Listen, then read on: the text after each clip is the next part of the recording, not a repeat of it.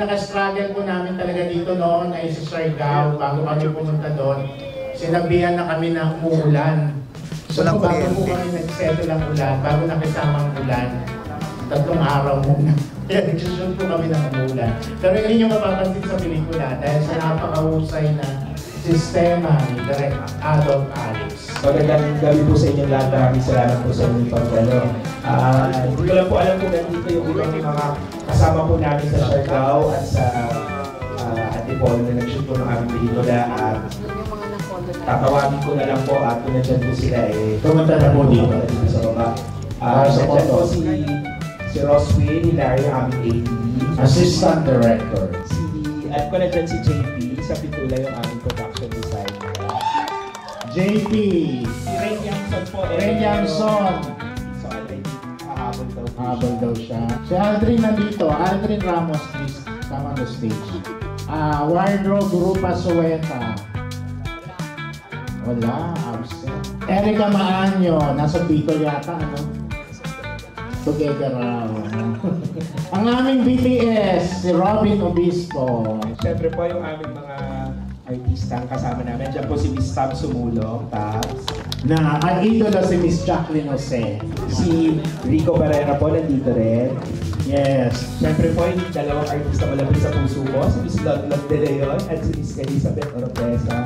Aming po consultant at tumulong po sa amin sa research namin. Yung president po ng Transman Philippines, si Neil Nodal. At siyempre po, bago po yan, nandiyan din po, ang gumanap si Direk Joel Lamang. Our so privileged to have you. At siyempre po yung aming dalawang lead star, si Rian Ramos at si Alan Lisa. At hindi po mabubuo yung pelikula namin hindi po dahil sa kanyang pagtitiwala kay aming pong producer, si Sir Brandon Ramiro. Yes, Sir Brandon.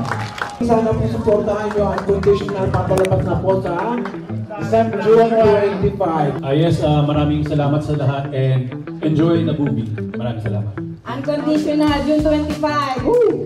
Trans lives is human lives. Hello po, ulan na hapon, at salamat sa pagpunta dito. Unconditional. Of course, na napakahusay sa pelikula. You will agree with me, Elizabeth. Happy Pride. Maraming salamat sa pagpunta. Mabuhay kayong lahat. Panoorin po ninyo itong napakagandang pelikula dahil ang gagaling ng mga artista rito. Salamat po. Maraming salamat po sa lahat ng mga nandito ngayon. At sana po supportan natin, pag-share po sa mga kamag-anak natin, sa lahat po ng kilala natin na panoorin ang pelikula Unconditional sa June 25 na po. Iyan, lasa sila. Thank you so much for being here and watching and supporting our movie. Sana po talaga magustuhan niyo yung pelikula. Actually, we're very proud po of our movie. Kahit ako nagagandahan. Kahit sarili kong movie siya, nagagandahan ko ako sa movie namin. Sana magustuhan niyo din. At saka dito po sa pelikula, pag napanood niyo, parang nakapag-travel na din kayo sa Siargao. Free. For free. And then, of course, our producer, Mr. Brandon Ramirez. Hi everyone, thank you for coming here. I'm so happy that this project really executed well because of everyone here that is supporting it. Sana may enjoy yung movie and supportan mo natin lahat ng mga pelikulang Pilipino, especially, para tuloy-tuloy ito. I'm just so happy and proud of this team and this cast and the whole crew members as well and the press for being here and the audience and fans and everyone really, my family. So thank you for being here.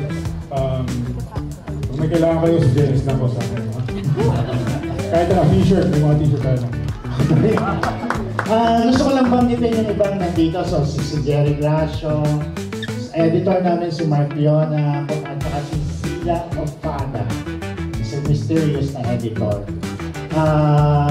Ang musical score po namin sa actor, si Marco Morales, si Nicole, and sound si Manuel Verona at si Fatima Nairi Casali.